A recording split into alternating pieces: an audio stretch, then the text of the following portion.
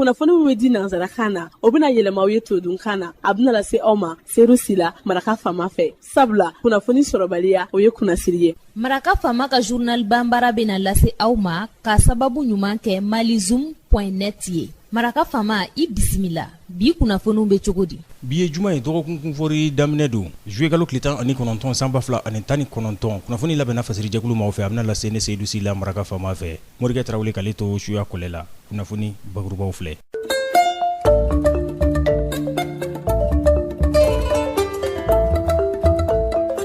Jamana ɲɛma Ibrahim Boubacar Keita a ye bisimilali kɛ kunungo kuleganyan fan fɛ famadagayɔrɔ la Kuluba.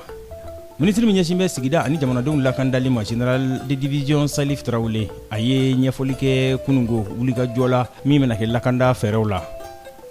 ɲɔgɔnnajɛ tako fɔlɔ mun bɛna kɛ i ka dɔn ka fɔ baara ɲɛnabɔw farafina woroduguyan fan fɛ o lahalayaw kan o bɛna kɛ octobre kalo tile 3 ka taa bila a tile 4 na Togo jamana o faaba kɔnɔ. Don wɛrɛ la kumabaw olu de ye nin ye minnu bɛna walawala aw ye sisan daani na. Aw ni ce Maraka Fama ka journal Bambara lamɛnli la.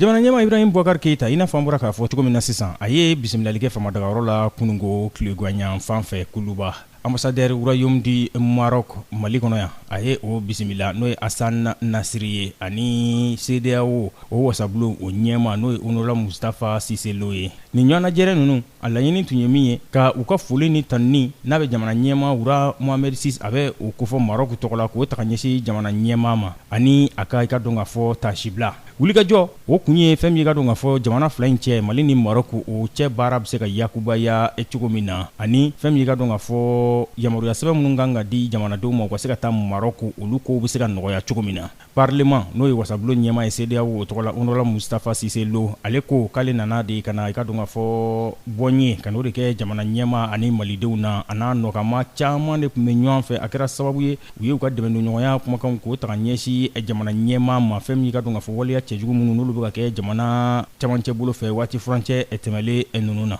A ko sa k'a ɲɛfɔ jamana ɲɛma ye k'olu kɔni y'a ŋaniya CEDEAO wasadenw k'a fɔ ko u bɛna wuli ka jɔ kɛ ka taa Mopti marabolo kɔnɔna na ka taa munumunu salo kɛ fɛn min ka dɔn ka fɔ dɛmɛdonɲɔgɔnya u bɛ se k'o ɲɛsin cogo min na maa degunenw ma ani wulikajɔ minnu kan ka kɛ u bɛ se k'olu fɛɛrɛ tigɛ cogo min na.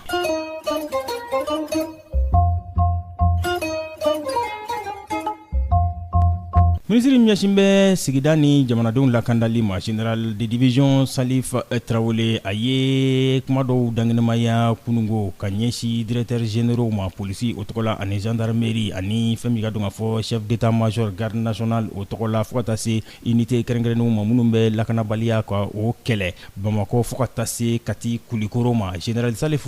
Tarawele a ko dɔwɛrɛ tɛ dɛ wulikajɔ de don maaw n'u bolofɛnw olu bɛ se ka lakanda cogo min na a ko o baaraw olu kan ka yakubaya fɛn min ye ka dɔn ka fɔ waati furancɛ nataw la u fɛ i n'a fɔ garde nationale police gendarmerie u bɛna nin baara ninnu kɛ k'a dabɔ Bamako faaba kɔnɔ yan fɔ Kulikoro ka taa se Kati munumunu bɛɛ lajɛlen ma. A ko fɛɛrɛ bɛɛ lajɛlen min na sigi ɲɔgɔn kan o baaraw olu bɛ se ka kɛ cogo min na ko ni maa minnu ye baara ɲuman kɛ olu bɛ tanu wa olu bɛ laja ni mun ye baarakolo fana kɛ k'i bɛ ɲangi dɛ.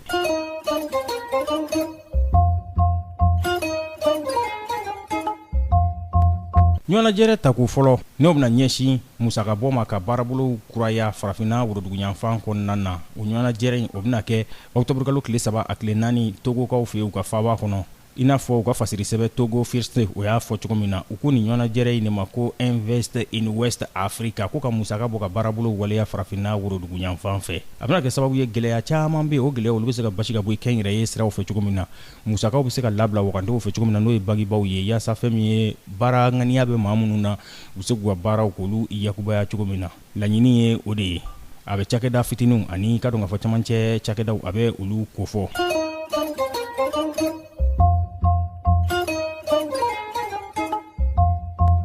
Maa 8 Banyango olu de bɔnɛna u ni na a kɛra maaw fɛ minnu bugunatigɛ ma dɔn wa ko a caman yɛrɛ k'u kunkolo de tigɛra dɛ a kɛra kilomɛtiri damadama buniya ale bɛ Ituri o province de fɛ lakandabaliya o de ɲɔguru sɔɔri bɛ nin yɔrɔ in na kosɛbɛ kosɛbɛ a bɛ République démocratique du Congo a bɛ o jamana kɔnɔna a bɛ o kibaruyaw de kofɔ ni ne bɛ dansigi bi laseliw la min labɛnna fasiri jɛkulu ma fɛ k'a lase a balimakɛ Seydou Sila Maraka Fama fɛ Morikɛ Tarawele ale de bɛ suya kɔlɛ la ni Ala man ka jɔnya jɔna ntɛnɛndon an bɛ ɲɔgɔn sɔrɔ yan kunnafoni kuraw k'olu lase aw ma an bɛ dɔgɔkun kunfori daminɛ la a bɛ aw janto aw yɛrɛ la hali ni ɲɛnajɛ kɛli ka di aw ye an bɛ dugawu kɛ ɲɔgɔn ye sa k'Ala ka jamana ka kolosuma ka basigi don jamana kɔnɔ ka fɛn min ka dɔn ka fɔ lakanda k'o kɛ an kelen kelen ka garijɛgɛ ɲuman d'an ma ka sababu ɲuman k'an ye n'a b'a fɛ ka segin ka Maraka Fama ka journal Bambara lamɛn a bɛ taa malizoom.net ale sanfɛ www.malizoom.net Maraka Fama ka journal Bambara ka kunnafoni jataraw a b'a bɛɛ lajɛlen ye mun de tora ne ye sa o ye ka a fɔ aw ye dɔgɔkun kunfori tɛmɛko ɲuman Ala k'o nɔgɔya an kelen kelen a k'an bɛn Maraka Fama ka bi journal Bambara lasera aw ma ka sababu ɲuman kɛ malizoom.net ye